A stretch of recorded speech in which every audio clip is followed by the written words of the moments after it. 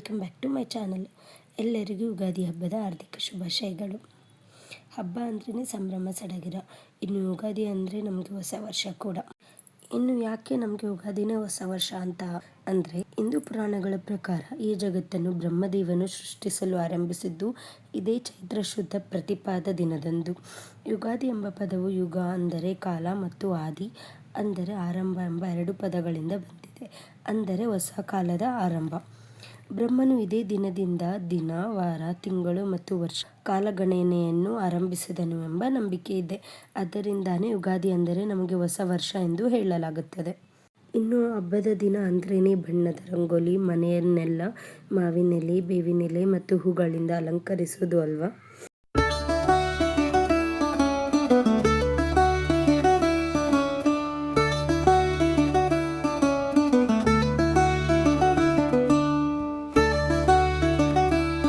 ಇನ್ನು ಯುಗಾದಿ ಹಬ್ಬದ ದಿನ ಸ್ಪೆಷಲ್ ಅಂದರೆ ಅಭ್ಯಂಜನ ಸ್ನಾನ. ಮೈಯೆಲ್ಲ ಎಣ್ಣೆ ಹಚ್ಕೊಂಡು ಸ್ನಾನ ಮಾಡೋದು. ಸರ್ ನನಗೆ ಎಣ್ಣೆ ಹಚ್ತಿದ್ರೆ ಲಕ್ಕಿನೂ ನೋಡಿ ಎಷ್ಟು ಚೆನ್ನಾಗಿ ಎಣ್ಣೆ ಹಚ್ತಿದ್ದಾನೆ ಅಂತ. ಇನ್ನೂ ಚೆನ್ನಾಗಿದೆ, ಸ್ವಲ್ಪ ಹೊತ್ತು ಮಾಡ್ಲಕ್ಕಿ. ಲಕ್ಕಿನ ಸ್ಟ್ರೆಸ್ ಎಲ್ಲ ಹೋಗ್ಬೇಕು ಲಕ್ಕಿ. ಇನ್ನು ಮಕ್ಕಳಿಗೆ ಎಣ್ಣೆ ಹಚ್ಚುವಾಗ ಅವರ ಆಯುಷ್ಯ, ಆರೋಗ್ಯ ಮತ್ತು ಬುದ್ಧಿಶಕ್ತಿ ಹೆಚ್ಚಲಿ ಎಂದು ಈ ಕೆಳಗಿನ ಶ್ಲೋಕವನ್ನು ಹೇಳಿ.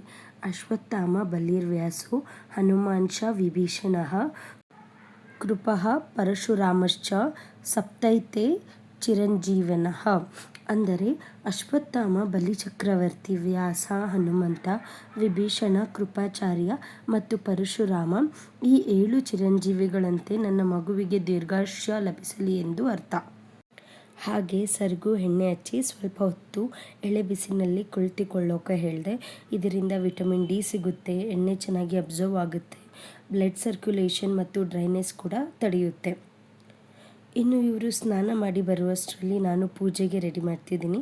ಯಾವುದೇ ಶುಭ ಕಾರ್ಯ ಆಗಲಿ ದೇವರಿಗೆ ಪೂಜೆ ಮಾಡದೆ ಕಂಪ್ಲೀಟ್ ಆಗಲ್ಲ ಅಲ್ವಾ.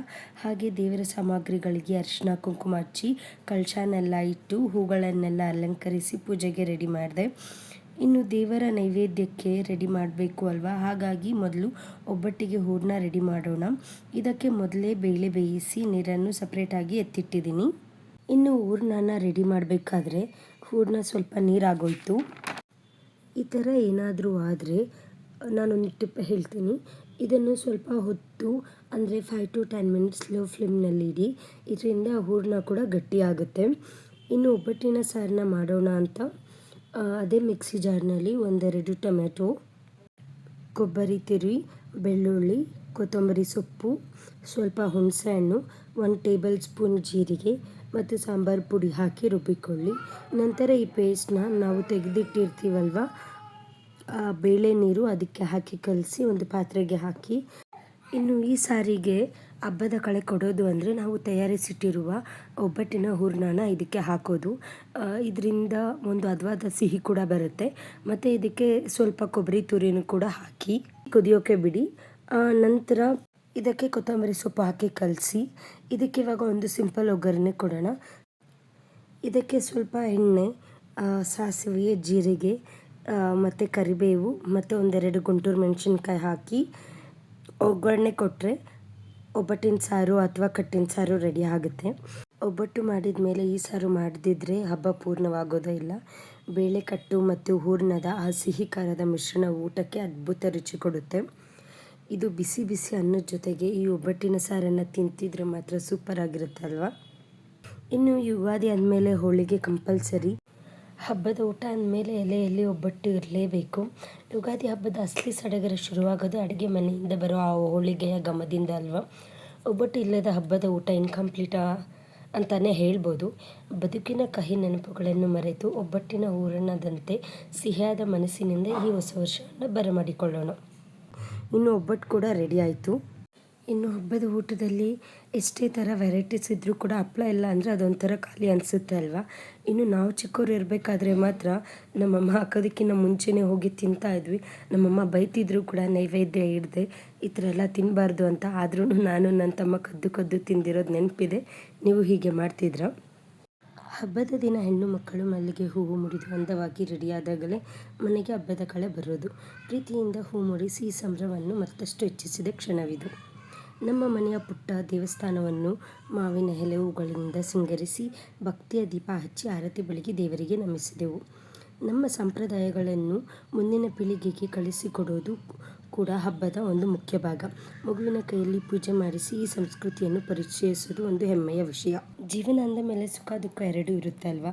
ಈ ಬೇವು ಬೆಲ್ಲನೂ ಅದನ್ನೇ ಸಾರುತ್ತೆ. ಬೇವು ಬೆಲ್ಲ ಸವಿಯುತ್ತಾ ಕಷ್ಟ ಸುಖಗಳನ್ನು ಸಮನಾಗಿ ಸ್ವೀಕರಿಸೋಣ ಅನ್ನೋ ಸಂಕಲ್ಪದೊಂದಿಗೆ ಯುಗಾದಿ ಆಚರಿಸೋಣ. ಈ ಕಹಿ ಸಿಹಿಯ ಸಮ್ಮಿಶ್ರಣವೇ ಬದುಕಿನ ನಿಜವಾದ ಅರ್ಥ ಅಲ್ವಾ.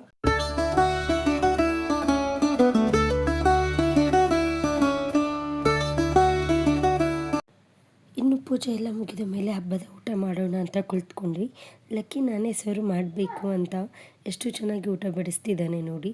ಇದರಲ್ಲಿ ಟ್ವಿಸ್ಟ್ ಏನು ಅಂದರೆ ಸಾರಿಗೆ ಉಪ್ಪು ಹಾಕೋದೇ ಮರ್ತೋಗಿದ್ದೆ.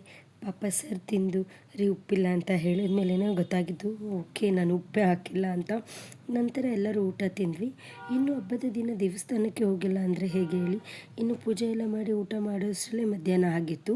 ಬಿಸಿಲಿನಲ್ಲಿ ಯಾಕೆ ಸಂಜೆ ಹೊತ್ತು ಹೋಗೋಣ ಅಂತ ಅಂದ್ಕೊಂಡು ರೆಸ್ಟ್ ಮಾಡಿದ್ವಿ.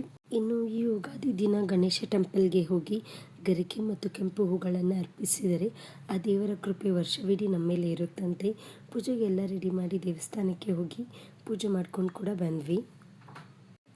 ಇನ್ನು ನಾವು ಲಕ್ಕಿಗೆ ಪ್ರಾಮಿಸ್ ಮಾಡಿದ್ವಿ ಪಾರ್ಕಿಗೆ ಕರ್ಕೊಂಡು ಹೋಗ್ತೀವಿ ಅಂತ. ಹಾಗಾಗಿ ಪಾರ್ಕ್ಗೆ ಹೋಗ್ತಾ ಇದ್ದೀವಿ. ಲಕ್ಕಿಗಂತೂ ಜಾರೆ ಬಂಡೆ ಉಯ್ಯಾಲೆ ಎಲ್ಲ ನೋಡಿ ಫುಲ್ ಖುಷಿಯಾಗ್ಬಿಟ್ಟ.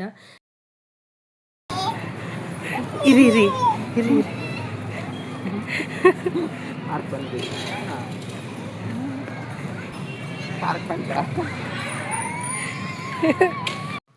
ಇನ್ನು ಇವಾಗಿನ ಅಪ್ಪಂದಿರಿಗೆ ಒಂದು ಬಿಗ್ ಸಲ್ಯೂಟ್ ಹೇಳಲೇಬೇಕು. ಯಾಕಂದರೆ ಇಲ್ಲಿ 20% ಅಮ್ಮಂದಿರಿದ್ದರೆ ಇನ್ನು 80% ಅಪ್ಪಂದಿರೇ ಇದ್ದಾರೆ. ಇವಾಗಿನ ಕಾಲದ ಅಪ್ಪಂದಿರಿಗೆ ಸ್ವಲ್ಪ ಜಾಸ್ತಿ ಪೇಷನ್ಸ್ ಇದೆ. ಯಾವಾಗಲೂ ಮಕ್ಕಳನ್ನ ನೋಡ್ಕೊಳ್ಳೋದು ಪಾಲನೆ ಮಾಡೋದು ಬರೀ ತಾಯಂದಿರ ಕೆಲಸ ಮಾತ್ರ ಅಲ್ಲ ಅಲ್ವಾ. ರೆಸ್ಪಾನ್ಸಿಬಿಲಿಟೀಸ್ನ ಶೇರ್ ಮಾಡಿಕೊಂಡ್ರೆ ಜೀವನವೂ ಚೆನ್ನಾಗಿರುತ್ತೆ. ಇನ್ನು ಹೆಂಡ್ತಿನ ಅರ್ಥ ಮಾಡಿಕೊಂಡು ಮಕ್ಕಳು ನಮ್ಮ ಜವಾಬ್ದಾರಿನೂ ಅಂತ ಅರ್ಥ ಮಾಡಿ ಮನೆಗೆ ಹೋಗೋಣ. ಇನ್ನ ಮನೆಗೆ ಹೋಗೋದಿನ್ನ ಆಡಬೇಕು ಇನ್ನ ನೀನು ಆಡಬೇಕು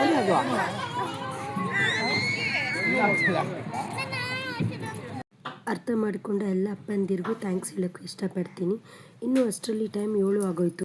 ಲಕ್ಕಿ ಬಾರು ಅಂದರೆ 5 ಮಿನಿಟ್ಸ್ ಅಂತ 7:30 ಮಾಡಿಬಿಟ್ಟ. ಲಕ್ಕಿ ಆಟ ಆಡಿದ ಮೇಲೆ ಮನೆಗೆ ಹೋದ್ವಿ. ಇದು ಇವತ್ತಿನ ಹಬ್ಬದ ವ್ಲಾಗ್. ಎಲ್ಲರಿಗೂ ಇನ್ನೊಮ್ಮೆ ಯುಗಾದಿ ಹಬ್ಬದ ವಿಶಸ್ ಹೇಳ್ತಾ ಈ ವ್ಲಾಗ್ ಮುಗಿಸ್ತಿದ್ದೀನಿ. ಮತ್ತೆ ಸಿಗೋಣ. Thank you.